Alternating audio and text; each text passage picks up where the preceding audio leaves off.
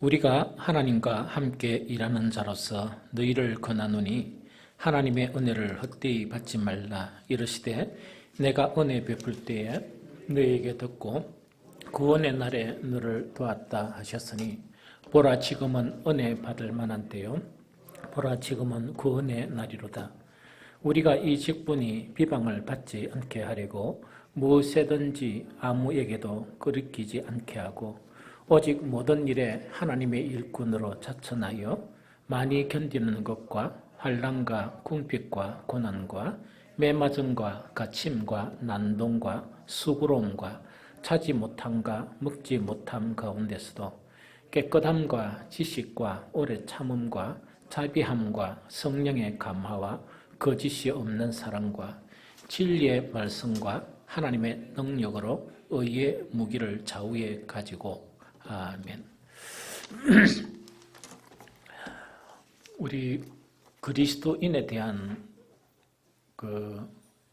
이 신분 자체는 이 성경을 보면 실로 파격적이라 안 할 수 없는 그런 내용들이 있습니다. 그래서 산산순의 예수님은 그리스도인의 그런 신분을 뭐라고 표현했느냐? 이 세상의 소금이고 이 세상의 빛이라 이렇게 선언을 하셨거든요. 그럼 이것은 어떤 의미인가 하니까 이런 의미예요. 이 세상 모든 사람은 살아있다고 이렇게 자기들은 느끼지만 이 세상 모든 사람들은 썩어짐 안에 놓여있다. 그 이야기거든요. 그래서 성경은 이것을 더 나아가서 죽은 상태라 이렇게 표현하기도 합니다. 어쨌든 간에 이 세상 모든 사람들은 썩어짐 안에 놓여있는 그런 사람인데 우리는 하나님의 은혜로 이 선택을 받고 난 그리스도인이 되었다는 것은 뭘 의미하느냐? 우리도 원래는 그 안에 있었던 사람이다. 우리도 원래는 썩어짐 안에 놓여있던 그 사람이었는데 하나님의 놀라운 은혜에 의해서 그 은총에 의해서 바뀌어버린 거예요. 그래서 그 썩어짐에서 이렇게 해방되고 그 썩어짐에서 탈출해가지고 썩어지는 그 사람들의 소금이 된 것이다. 이렇게 예수님은 말씀하세요. 얼마나 놀라운 그런 신분의 그런 변화입니까? 또한 그것뿐만 아니고 세상에 빛이라는 것은 무엇을 의미하느냐? 사실은 빛은 누구를 묘사하느냐? 하나님과 예수 그리스도를 빛으로 묘사합니다. 그럼 이 세상은 뭐라고 표현하느냐? 세상 사람들은 어둠을 이야기해요. 저 어둠을 이야기하거든요. 우리도 세상 사람들과 동일하게 어둠에 속한 사람이었는데 하나님의 놀라운 은총을 입어서 정말 예수 그리스도의 그런 피로 우리를 사셔가지고 우리는 어둠에 해방되어서 우리 신분이 어떻게 변했느냐? 어둠 속에 있는 세상 사람들의 빛으로 바뀌었다. 이렇게 성경은 우리에게 묘사해 주고 있습니다. 이 두 가지만 해도 상당히 우리가 감당할 수 없는 너무나 큰 은총을 입고 은혜를 입은 것인데 성경은요 이렇게도 표현하지만은 더 나아가서 더 깜짝 놀랄 그리스도인의 신분에 대해서 이렇게 표현하고 있습니다. 그게 됐냐니까 베드로전서 2장 9절 말씀입니다. 그러나 너희는 택하신 족속이요 왕같은 제사장들이요 거룩한 나라요 그의 소유가 된 백성이니 이는 너희를 어두운 데서 불러내어 그의 귀한 빛에 들어가게 하신 이에 아름다운 덕을 선포하게 하려 하심이라. 이렇게 그리스도인의 신분에 대해서 말하고 있습니다. 여기에 크게 네 가지 신분을 이야기하고 있거든요. 택하신 족속, 왕같은 제사장, 거룩한 나라, 그의 소유가 된 백성, 이렇게 신분이 바뀌었다는 이야기거든요. 이 네 가지 중에 실로 놀라운 것은 우리 그리스도인의 신분 자체는 어떻게 바뀌었느냐? 왕같은 제사장들이다 하는 그거를 이야기합니다. 저와 여러분들의 신분은 인정을 하든 인정을 하지 않든 관계없이 이미 어떤 신분으로 바뀌었느냐? 왕같은 제사장의 신분이라는 그 사실을 성경은 우리에게 말을 하고 있습니다.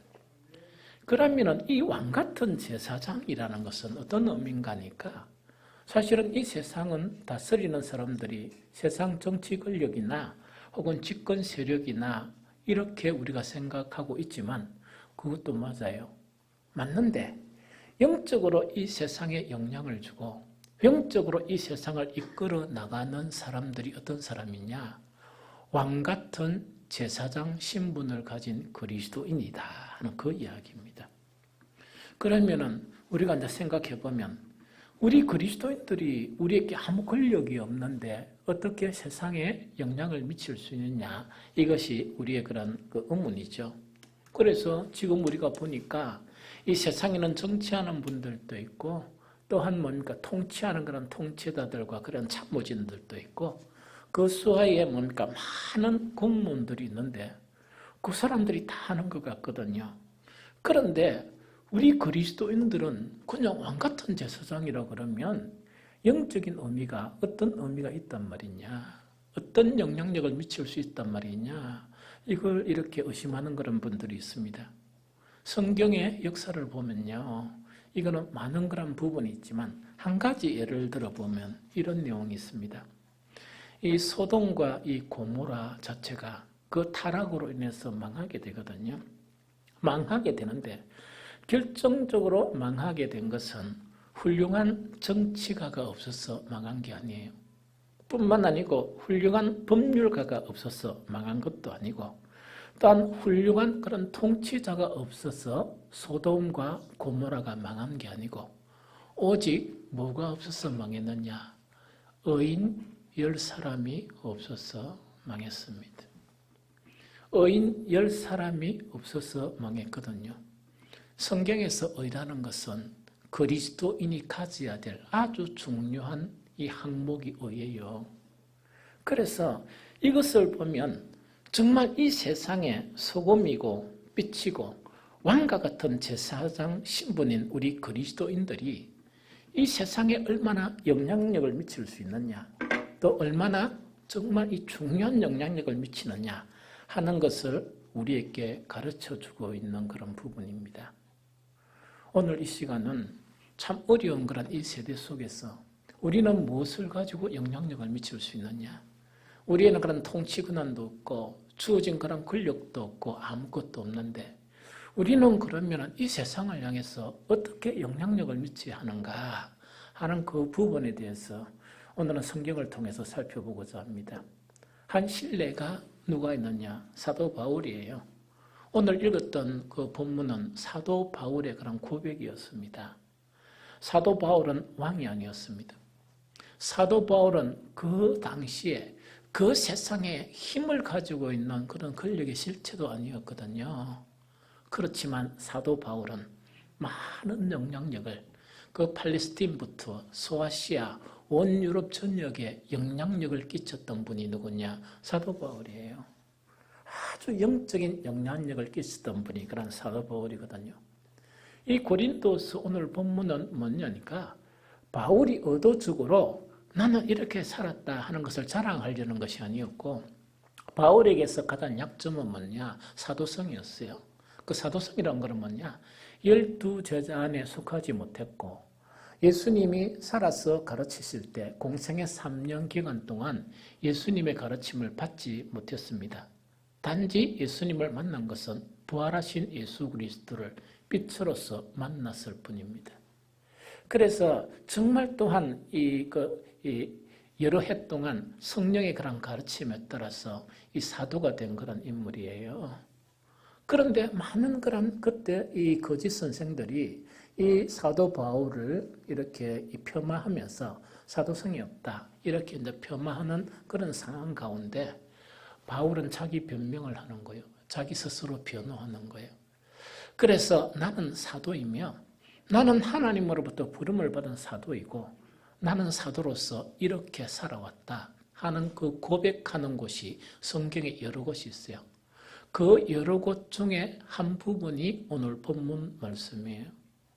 그 오늘 본문 말씀 읽어보면 여러 가지 내용이 있지만 그거 다 설명할 수가 없고 하나님의 일꾼으로서 하나님의 사람으로서 영적인 영향을 미치는데 정말 무엇을 가지고 영적인 영향을 미치느냐 하는 그 고백 자체가 오늘 본문에 나타나 있습니다. 그래서 그 고백을 보면서 우리도 정말 이 암울한 시대 자체에서 우리는 세상의 소금이고 세상의 빛이고 왕같은 제사장으로서 어떻게 영향을 미칠 수 있냐 하는 것을 생각해보는 그런 시간을 가졌으면 좋겠습니다. 이 바울은요, 오늘 본문 6절에 보면 앞에 거는 다 떼고요. 오늘 6절에 보면 이렇게 고백합니다. 정말 깨끗함과 지식과 오래 참음과 자비함과 성령의 감화와 거짓 없는 사랑과 진리의 말씀과 하나님의 능력으로 의의 무기를 좌우에 가지고 이래 고백합니다. 이거는요, 우리도 가질 수 있는 부분이에요. 즉, 우리가 이 세상의 소금이고 이 세상의 빛으로서 뿐만 아니고 왕같은 그런 제사장으로서 우리 모두가 가질 수 있는 그런 부분인데, 문제는 이런 것을 잃어버리면 세상에 아무런 영향력을 미치지 못하는 소금이 되고, 즉 맛을 잃은 소금이 되고, 세상에 아무런 영향을 미치지 못하는 빛을 발하지 못하는 빛이 되어진다는 그거 지금 이야기예요. 그래서 바울이 6절에 고백했던 그 내용들이 있죠. 이 6절, 7절에 내용했던 그 고백을 가지고 이것도 단은 이렇게 서로 나눌 수가 없고 몇 가지 사항만 이렇게 나눴으면 좋겠다 하는 생각이 듭니다. 제일 첫 번째 바울이 고백했던 것은 여러 가지 어려운 그런 여건 속에서, 핍박 속에서도 바울은 뭐를 이야기하느냐? 나는 하나님의 사람으로서 또 하나님과 함께 일하는 사람으로서 깨끗함을 가지고 있었다. 그거 지금 이야기하는 거예요. 그래서 이 깨끗함이라는 것은 무엇을 의미하는가니까 왕같은 제사장으로 부름을 받고 이 세상의 소금이고 이 세상의 빛인 우리들이 가져야 될 것은 깨끗함이에요. 이 깨끗함을 가지지 못하면 소금으로 비유한다면 맛을 잃어버린 소금이고, 빛으로 비유한다면 무엇을 비유할 수 있느냐? 빛은 많은 사람들에게 비춰줘야 되는데 빛을 발하지 못하는 빛이 되어져 버리는 거예요. 왕과 같은 제사장이라면 어떻게 되는가? 엘리 제사장처럼 아무런 영향력을 행사하지 못하고 정말 이 하나님의 언약궤마저 빼앗기 버리는 그런 무능한 제사장들이 되어버린다 하는 그거를 이야기해요. 그래서 하나님으로부터 이런 놀라운 신분을 받은 우리들에게 가장 중요한 한 가지가 깨끗함이다 하는 그 부분이죠. 바울은 디모데후서 2장 20절에서 21절에도 어떻게 표현하느냐? 큰 집에는 많은 그런 그릇이 있지만 하나님이 사용하는 그릇은 깨끗한 그릇이다. 그래서 하나님의 사람에게 가장 중요한 것은 뭘 의미하느냐? 깨끗함을 이야기해요. 깨끗하다 하니까 그러면 우리가 어떻게 깨끗하게 되느냐 이렇게 하죠. 깨끗함의 그런 부분에는 여러 가지 영역이 있습니다. 제일 첫 번째 기초적인 부분이에요. 기초적인 부분에서 도덕과 윤리적인 깨끗함을 가져야 돼요. 도덕과 윤리적인 깨끗함을 가져야 돼요. 이거에 대해서는 설명할 필요가 없어요. 왜냐하니까 다들 도덕과 윤리적으로 깨끗하다는 것이 무엇인지 모르는 사람은 아무도 없습니다. 그래서 이 세상, 즉 어둠의 세상에서 빛이 되려고 그러면, 또한 썩어지는 그 세상에서 소금이 되려고 그러면 그들이 깨끗하지 못한 것처럼 우리도 깨끗하지 못하다. 정말 그들이 도덕적으로나 윤리적으로 깨끗하지 못한 것처럼 우리도 깨끗하지 못하다 하면 아무런 영향력을 미치지 못한다는 이야기죠. 그래서 우리는 이 세상 사람들의 그런 도덕이나 이 세상 사람들의 그런 윤리 있죠. 그 윤리를 넘어선, 그 윤리에 탁월한 정말 이 소금과 같은 빛과 같은 그런 도덕성과 윤리적인 깨끗함을 소유하지 못하면 영향력을 잃은 그런 소금이 되어지고 또한 빛을 발하지 못하는 그러한 빛이 되어진다 하는 그 부분입니다. 그러면 세상에 아름다운 영향을 미치지 못하고 도리어 소금이 소금 역할을 못하고 빛이 빛의 역할을 못하고 왕같은 제사장이 그 역할을 감당하지 못하면 세상을 좋은 영향을 미치는 것보다 세상을 어렵게 하는 그 역할을 할 수밖에 없다 하는 것이 성경의 가르침이에요. 두 번째, 우리가 깨끗함에 대해서는요, 한 가지 인식해야 될 게 있습니다. 뭐냐? 돈으로부터 깨끗해야 돼요. 이 돈으로부터 깨끗하지 못하면 안 돼요. 돈에 대한 세상적인 기준 있죠. 이 세상적인 기준은 뭐냐니까 이 돈 자체가 부족한 돈을 취하지 않으면 다들 깨끗하다고 이야기해요. 즉 세상에 뭡니까 장관이 되든지 저가 어떤 사람이 되든지 뭐냐 그 돈에 대해서 법에 저촉되지 않고 돈을 벌고 가지고 있으면 문제 삼지 않습니다. 그런데 하나님의 사람들에게는 까다롭습니다. 성경에서 적용하는 것은 그 정도 돼가지고 세상의 소금은 될 수 없고 세상의 빛이 될 수 없다. 정말 왕같은 제사장들이 될 수 없다. 그렇게 정말 이 성경은 아주 까다롭게 적용을 해요. 제일 첫 번째로 보니까 디모데전서 6장 10절에는 돈에 대해서 어떤 기준을 설정하느냐. 돈을 사랑함이 일만하게 뿌리가 되나니 이것을 탐내는 자들은 미혹을 받아 믿음에서 떠나 많은 근심으로서 자기를 찔렀도다. 이렇게 이야기하고 있습니다. 그러면은 돈에 대한 세상적인 기준은 불법으로 돈을 안 벌면 다 깨끗하다고 이야기하지만 하나님의 사람들에게는 그것 가지고는 안 됩니다. 뭐 어디야 되느냐? 돈을 사랑하는 것은 뭐냐? 우리 안에 있을 수 있는 일만 악의 뿌리, 그 근원 자체가 돈을 사랑하는 거예요. 그리스도인들은 돈을 사랑하게 되면 무엇을 못하느냐? 소금의 직분을 감당하지 못하고 빛의 직분을 감당하지 못하고 왕같은 제사장으로서 이 세상에 아무런 영향력을 미칠 수 없는 그런 정말 쓸모없는 사람이 되어진다 하는 그것을 이야기하는 거예요. 그래서 돈을 사랑한다. 만약에 정말 이 왕같은 제사장들이 돈을 너무나 사랑한다 그러면 이름은 그리스도인이고 이름은 소금이고 이름은 빛이지만 즉 세상의 소금과 세상의 빛이지만 영향력을 행사하지 못하는 사람으로 전락하게 된다 하는 것이 성경의 가르침이에요. 그런데 예수님은요 한 가지 더 무서운 그런 이 말씀을 이렇게 하고 계세요. 그게 뭐냐? 마태복음 6장 24절이에요. 한 사람이 두 주인을 섬기지 못할 것이니 혹 이를 미워하고 저를 사랑하거나 혹 이를 중히 여기고 저를 경히 여김이라. 너희가 하나님과 재물을 겸하여 섬기지 못하느니라. 이렇게 말씀하고 있습니다. 이 설명해 드릴게요. 즉 돈에 대한 이 세상의 기준과 이 하나님의 기준, 즉 왕같은 제사장의 기준에 대해서는 그 기준이 다릅니다. 어떻게 다르냐? 우리는 하나님의 지배만 받아야지 돈의 지배를 받게 되면 어떻게 되느냐? 두 주인을 섬기는 것과 같다 이 이야기입니다. 그러면 구약시대에서 정말 이스라엘이 가장 큰 범죄가 무엇이냐? 딱 이렇게 이제 이야기한다면 세 손가락 안에 딱 드는 것이 우상숭배예요. 우상숭배예요. 그러면은 이 돈의 지배를 받게 되는 이 왕같은 제사장이 되면 왜 되는가 하니까 한편으로는 하나님의 지배를 받고 한편으로는 돈의 그런 지배를 받는다는 이야기거든요. 이걸 예수님께서는 어떻게 말씀하시느냐?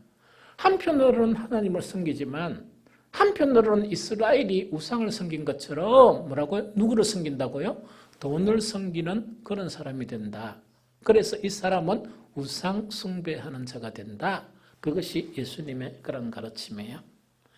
그래서 많은 우리 그리스도인들, 이 세상에 영향을 줘야 될 세상의 소금과 세상의 빛이고 더 나아가서 왕과 같은 제사장들인 그 그리스도인들이 이 세상에 영향력을 미치는 것은 통치권이 아닙니다. 힘이 아니에요. 그거는 하나님께서 이 세상 통치권에 다 줬습니다. 그런데 우리는 그들이 하지 못하는 눈에 보이지 않지만 이 세상을 이끌어 나가는 신령한 신성한 그런 영향력을 누가 미치느냐? 왕 같은 제사장들이 그리스도인이 미친다 하는 그거 지금 가르치고 있는 거예요. 그런데 깨끗함이 없다. 이 세상 사람들과 비교해서 이 도덕적이나 윤리적으로 깨끗하지 못하고 돈에 대한 부분 자체가 이 세상 사람들의 기준은 좀 낮습니다. 엄청 낮는데 우리가 부름을 받은 그런 신분에서 돈에 대한 부분은 높은 수준을 요구하는데 그렇게 높은 수준 안에 들지 못하면 뭐냐? 이름만 있지 아무 영향력이 없다는 이야기죠.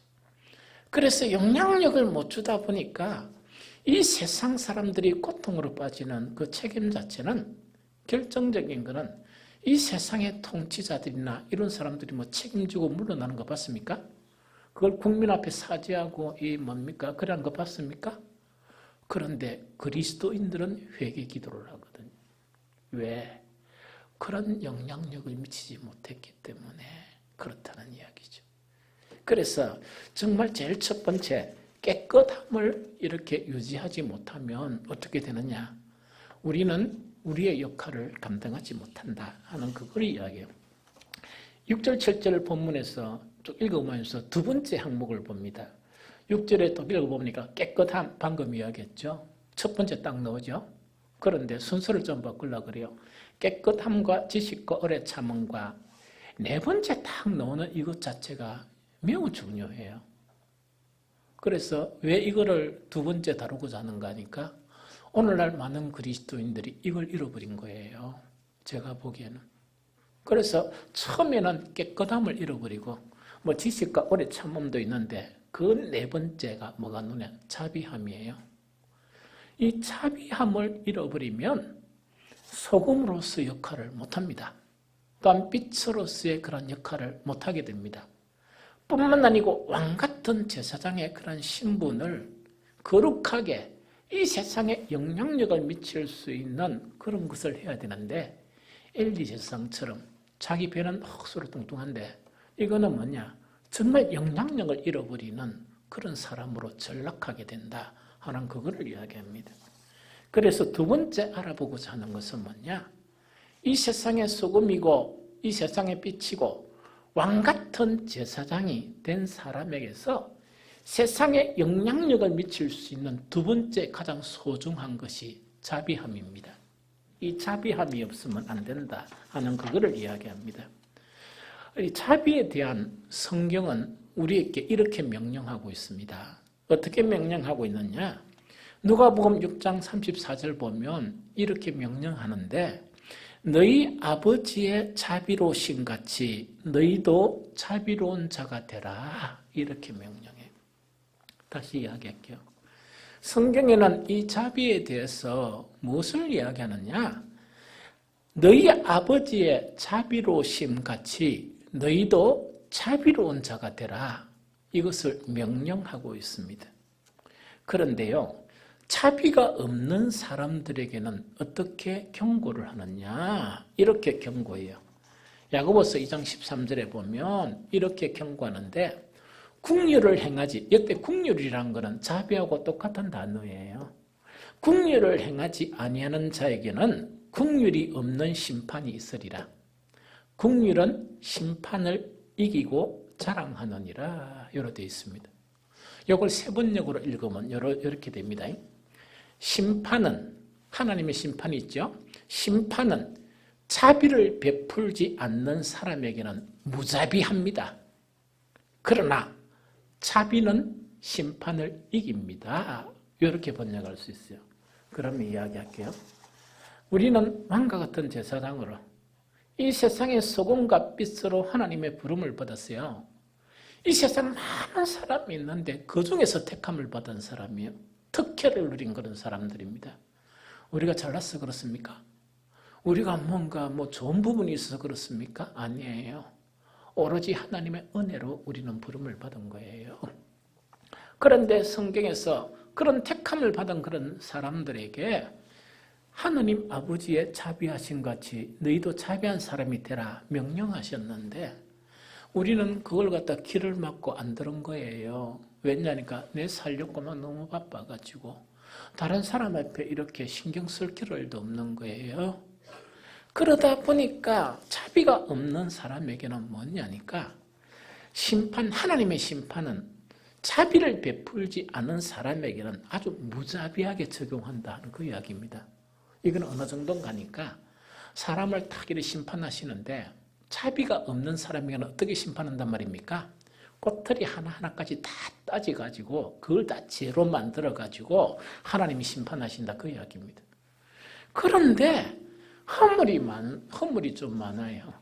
허물이 좀 많지만은 뭐가 있느냐? 하나님이 자비하신 것처럼 그 자비를 배워가고 그 자비를 행하는 그런 사람은 어떤 사람이냐? 하나님의 무서운 심판도 이겨낸다는 이야기입니다. 허물이 있지만은 그 사람이 행한 그런 자비 때문에 그 심판도 그냥 지나간다. 그 심판을 극복하게 된다. 한 말씀이 바로 이 자비에 대한 부분을 이야기합니다. 예수님도 이렇게 말씀하셨죠. 구약 호세아서를 인용하면서 마태복음 12장 7절에 나는 자비를 원하고 제사를 원하지 아니하노라 하신 뜻을 너희가 알았다면 무지한 자를 정죄하지 아니하였으리라. 이 말씀이에요. 많은 그리스도인들이 조금 혼란스럽게 즉 하나님의 말씀을 이렇게 적극적으로 받아들이면서 균형 있게 성장돼야 되는데 한 면은 성장시키면서 한 면은 자연인 그대로 이렇게 신앙생활을 하고 있어요. 그게 이야기하면 예배와 자비예요. 예배와 자비예요. 그래서 예수님께서는 뭘 인용하느냐? 호시아 선지자의 그런 이 예언서를 인용하면서 뭐냐니까 너희가 예배를 너무 중요시하고 예배를 너무 중요시하는데 사실은 예배가 중요하지 않다는 건 아니거든요. 그러나 그 예배보다 정말 자비가 없는 것이 너무나 문제다. 그 이야기입니다. 그래서 너희가 예배도 드려야 되지만 무엇이 들어서야 되는가? 자비를 베푸는 거.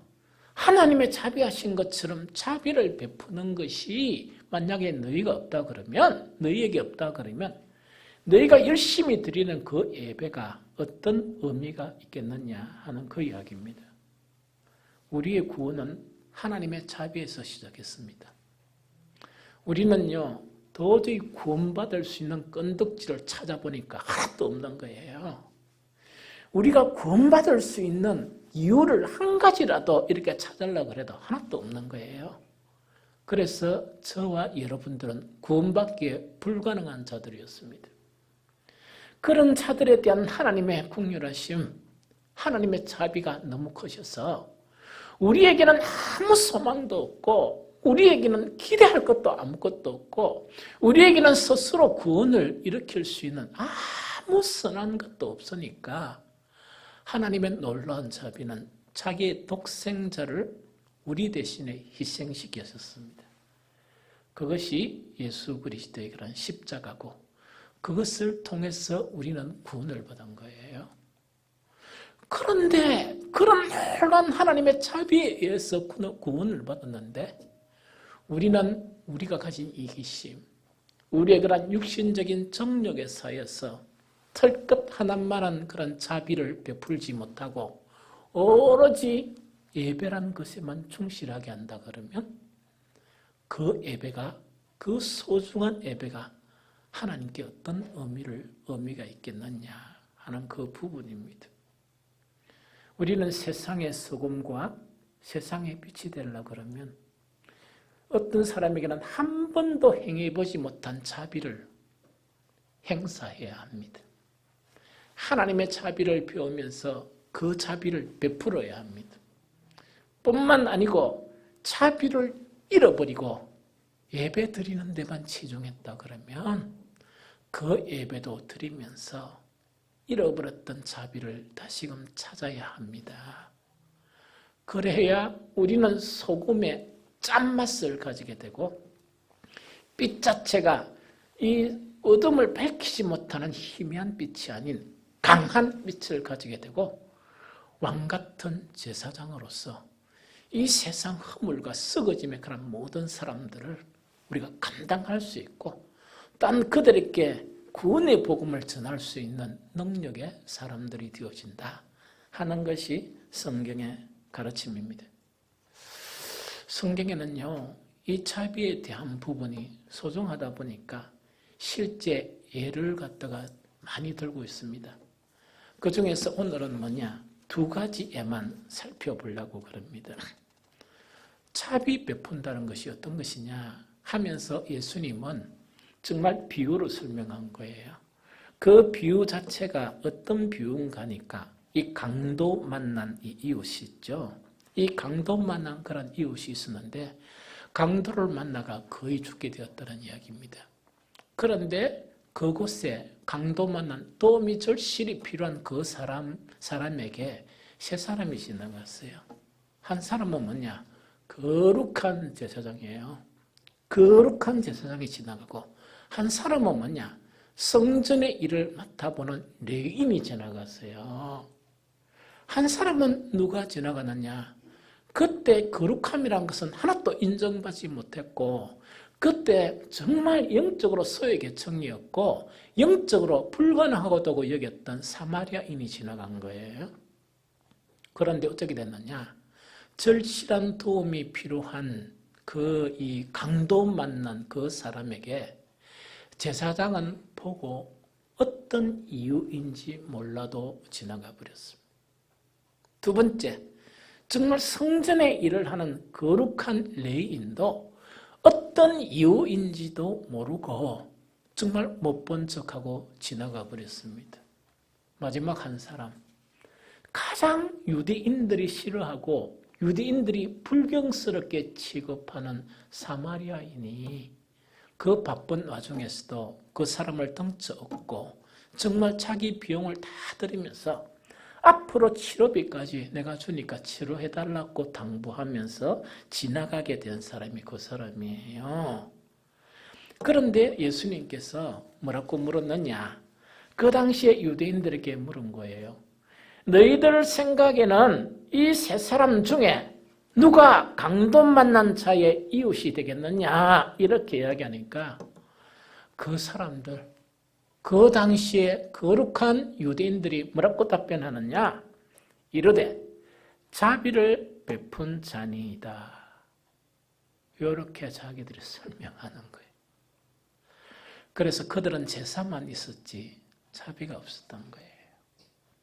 그런데 그때 사마리아인들은 한 번도 영적으로나 신앙적으로 인정받지 못했지만 하나님의 자비하신 것처럼 자비를 베푼 거예요. 그러니까 그들의 정말 이 행하지 못했던 그런 것도 뭐라고 이야기하느냐?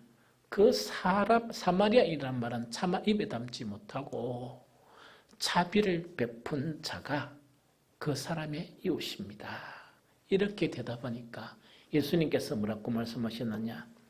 예수께서 이러시되 가서 너희도 제사만 지내지 말고 예배만 드리지 말고 이 사마리아 사람처럼 해라.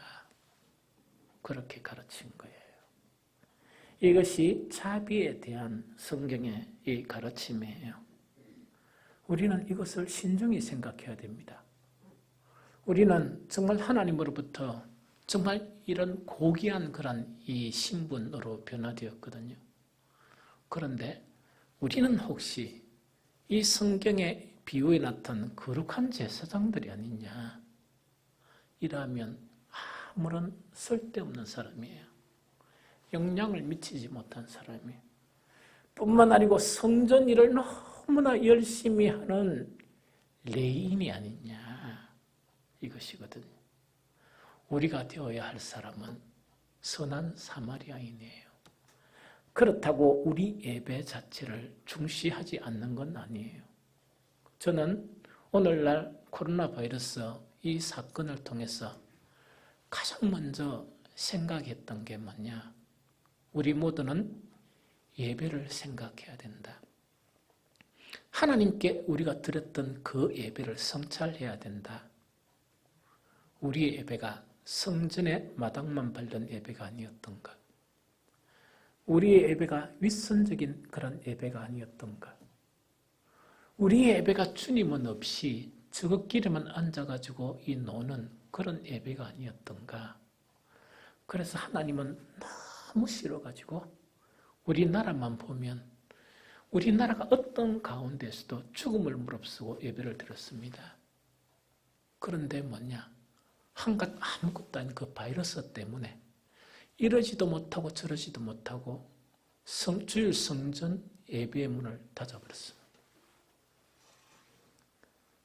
그러면 이 모든 것 자체가 정말 우리가 드렸던 그런 예배가 너무나 가식적이고 일선적이고 주님이 없는 너무나 형식적이고 하나님께 얼굴만 보인 그런 예배가 아니었던가 하는 그런 생각을 강하게 하게 되었습니다. 그래서 우리는 우리의 예배도 분명히 달라져야 돼요. 뿐만 아니고 예배만 있고 자비가 없는 그런 예배를 더 이상 드리면 안 되거든요. 예수님은 이 자비에 대해서요, 또 한 가지 가르치고 있거든요. 어떻게 가르치느냐? 마태복음 12장에 보면 어떤 내용이 있는 거니까 예수님과 제자들이 밀밭 사이를 지나가면서 제자들이 좀 시장해가지고 뭐라고요? 밀을 갖다가 이삭을 탁 잘라가 입에 털어 넣었습니다. 그러니까 그 당시에 바리새인들이 그걸 보고 이제 난리가 난 거예요. 난리가 난 거예요. 어떻게 안식일에 하지 못할 짓을 합니까? 당신의 제자들은. 그 하지 못할 짓이란 게 뭐냐? 물론 그거 자체가 여러 가지로 걸리는데 안식일에 이삭을 탁 잘라가지고 입에 털어 넣은 것을 뭐라 봤느냐? 일로 반 거예요. 그래서 어떻게 모세의 율법을 이렇게 범할 수 있느냐? 모세가 그 이야기 듣고 천국에서 얼마나 가슴이 아팠겠습니까? 얼마나 무지한 자들이라고 가슴을 찢겼습니까? 나는 그런 걸 가르친 적도 없는데 희한한 걸 만들어가지고 뒤부씌운 거예요. 그러니까 예수님께서 그 무지한 그들에게 핵심적으로 무엇을 말씀하시느냐? 나는 자비를 원하고 제사를 원하지 아니하시란 뜻을 너희가 알았더라면 이런 무지한 일을 범하지 아니하였을 것이다. 이렇게 예수님은 가르쳤습니다. 자, 이 세상에 소금과 빛인 그리스도인, 이 세상에 왕 같은 제사장의 신분을 받은 그리스도인, 가장 이 결핍 사유가 많은 것 중에 하나가 자비의 상실입니다. 이 자비의 상실이에요. 이 자비의 상실 이 자체는 이 구약 성경에 아까도 이야기했지만 이스라엘이 버림을 받은 이유가 여러 가지가 있습니다. 그 중에 하나가 자비의 상실이에요. 하나님처럼 행하면서 하나님께 영광을 돌려야 되는데 자비가 없으므로 정말 사람들에게 보이는 예배만 있으므로 하나님을 욕되게 한 것 때문에 그들은 망했습니다. 그래서 오늘을 사는 이 시대에 우리는 분명히 우리를 성찰해야 합니다. 우리는 이 거룩한 신분을 이렇게 이미 얻었는데 이 신분을 행하면서 우리에게 결격 사유가 없는 것이 무엇이냐? 그걸 생각해야 되는데 한 가지 분명한 것은 자비의 상실이다. 이 자비의 상실이다 하는 것 자체가 우리에게 있는 문제 중에 하나이다 하는 생각이 듭니다.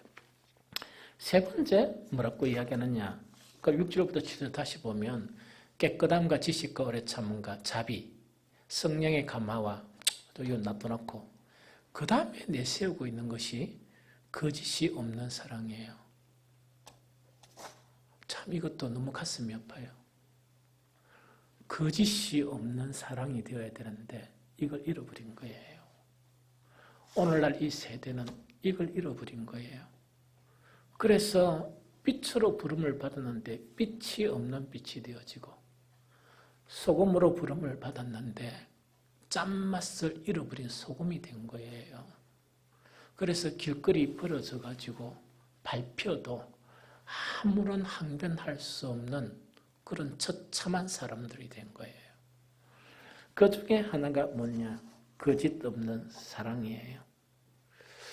그리스도인의 정체성을요, 한마디로 표현하고 표출한다면 무엇이라고 할 수 있느냐? 사랑이라 할 수 있습니다. 그리스도인들이 이 세상하고 다른 것이 하나가 뭐냐? 이렇게 묻는다면 사랑이라고 대답하는 것은 정말 정답 중에 정답일 것이다. 왜? 두 가지 이유가 있습니다. 한 가지는 우리가 믿는 하나님이 사랑이십니다. 우리가 믿는 하나님이 사랑이십니다. 그래서 우리도 이기적인 사랑에서 하나님의 사랑을 배워가야 될 사람입니다. 두 번째, 성경의 그런 중심적인 가르침이 뭐냐? 그것도 사랑이에요. 그래서 뭐냐니까 율법사가 묻는 것이나 구약 성경에 제시하는 것은 뭐냐? 율법 중에 가장 중요한 것은 마음과 힘과 뜻과 생명을 다해서 하나님을 사랑하는 것이고, 또 두 번째는 자기 이웃을 그와 같이 사랑하는 것이다.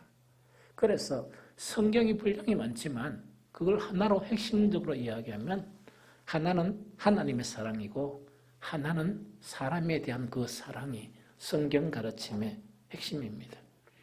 그래서 그리스도인은 이 사랑의 계명, 즉 이거는 뭔가 있겠네. 모든 구약 계명은 다 없어졌어요. 유일하게 하나 남은 계명이 뭐냐? 예수님께서 사랑의 계명은 남겨놨습니다. 왜냐? 사랑이 그만큼 중요한 것이니까 그렇다 하는 이야기죠. 그런데 세대가 악하거나 어두워지면 그 이면에 중요한 원인 중에 하나가 그리스도인의 사랑이 변하는 거예요. 즉 이것이 진실한 사랑이 아니고 거짓되고 윗선적인 그런 사랑으로 변하게 된 거예요.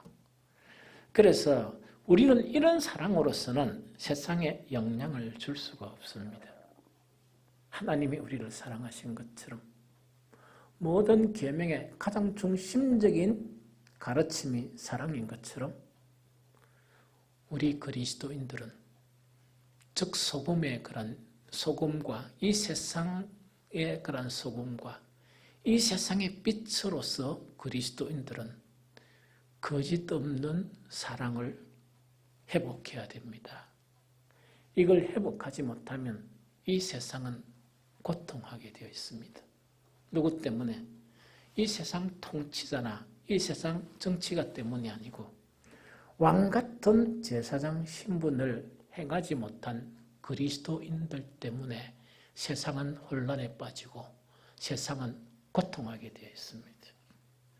그래서 우리는 이 사랑을 다시 회복해야 돼요. 그런데 세상 전체를 사랑하려고 하지 말고 가장 가까운 사람부터 회복해야 돼요. 부모와 자식 간의 사랑이 진실해야 합니다. 거짓이 없어야 돼요. 뿐만 아니고 부부 간의 그런 사랑이 거짓이 없어야 돼요. 그래야 빛이 될 수 있어요. 이 세상 사람들은 부모와 자식과의 사랑이 얼마나 더러운 거란 사랑으로 전락했습니까? 이 세상 사람들은 부부 간의 사랑이 진실이 없는 얼마나 가식적이고 윗선적이고 자기중심적인 사랑으로 변했습니까? 그 사람들의 소금이 되려고 그래요. 그 사람들의 빛이 되려고 그러면 그 사람들에게 영향력을 미치는 왕 같은 제사장이 되려고 그러면 그들이 하는 사랑을 가지고는 아무것도 할 수 없습니다. 그래서 진실된 거짓 없는 사랑을 회복해야 됩니다. 그것이 회복되고 난 다음에 어떻게 해야 되느냐? 우리 가까이 있는 성도들을 사랑하되 뜨겁게 진실된 마음으로 사랑을 회복해야 됩니다. 그래야 이 세상 사람들, 거짓된 사랑과 윗선적인 그런 사랑을 가진 이 세상 사람들이 우리의 정말 진실한 사랑을 보고 정말 하나님께 영광 돌릴 수 있는 그런 역할을 우리는 회복해야 됩니다. 그래야 이 세상에 선한 영향력을 미치는 그런 우리 그리스도인이 됩니다. 한 가지 더 진리의 말씀인데 이건 언급을 안 하겠습니다. 그리스도인의 생명줄은 생명의 말씀, 진리의 말씀이에요. 그거는 뭘 의미하는가? 경건 자체를 유지할 수 있는 것은 말씀에 붙어 살아야 돼요. 생명의 영의 양식이라고 그래요. 그런데 오늘날 많은 그리스도인들은 점차적으로 한 사람씩 말씀을 떠나고도 신앙생활을 할 수 있는 그런 사람이 되는 거예요. 그건 어떤 의미냐? 윗선적인 유대인이 되어진다는 이야기거든요. 다시 말씀으로 돌아가야 합니다. 우리에게 생명력을 공급해 주는 것은 진리의 말씀이에요.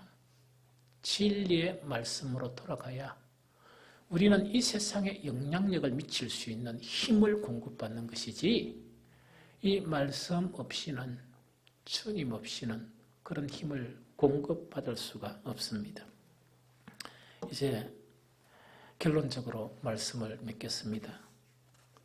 지금 코로나 바이러스가 중국이 시작해가 처음에는 우리 한국, 일본 이래서 우리는 뭡니까? 다른 교회가 달리 우리 친구들 교회는 그 수요 금요 예배 다 통합한 교회가 많습니다. 많은데 저는 그렇게 안 하고 매일 저녁마다 사모하고 둘이서 예배를 드리겠다 해가 선언을 했습니다. 그런데 어제가 20일째였었어요. 너무 감사한 것은 뭐냐? 우리 가까이 있고 좀 멀리 있더라도 끊임없이 정말 우리 사랑하는 자들이 함께 참석해가지고 저는 뭘 느꼈느냐? 옛날에 부흥회를 느꼈어요. 처음에는 기도가 회개가 주 내용이었는데 정말 내가 회복되는, 목사가 회복되고 또 사모하고 둘이만 있다 그러면 얼마나 외롭겠습니까? 그런데 함께하는 그런 사람들이 계속 있었어요. 물론 시간이 안 되고 중간에 빠지고 또 오면 딱 그 숫자는 채워지는데 첫날 딱 예배 인원이 몇 명이었냐? 7명이었어요. 7이라는 숫자는 완전의 숫자예요. 그런데 우리 사람들이 하도 일이 많고 바쁘다 보니까 주님, 이게 너무 귀한 겁니다 이랬는데 7명 이하로 떨어진 것은 한 번도 없었습니다. 한 번도 없었어요. 그래서 목사도 참 위로가 되고 정말 주님과의 관계성에 회복하는데 아주 소중한 시간이었습니다. 너무 소중한 시간이었습니다. 자건 어쨌든 간에 코로나 바이러스는 이 삼국뿐만 아니고 전 세계에 영향을 미치는데 어떻게 영향을 미치느냐? 눈에 안 보이는 조그마한 그런 이 미물인 바이러스거든요. 그런데 이 세계는 우주선을 만들고 가공할 만한 무기들을 만들고 또 놀라운 과학의 성과를 이룬 북미 혹은 유럽 전역을 완전히 공포의 도가니로 이렇게 만들었습니다.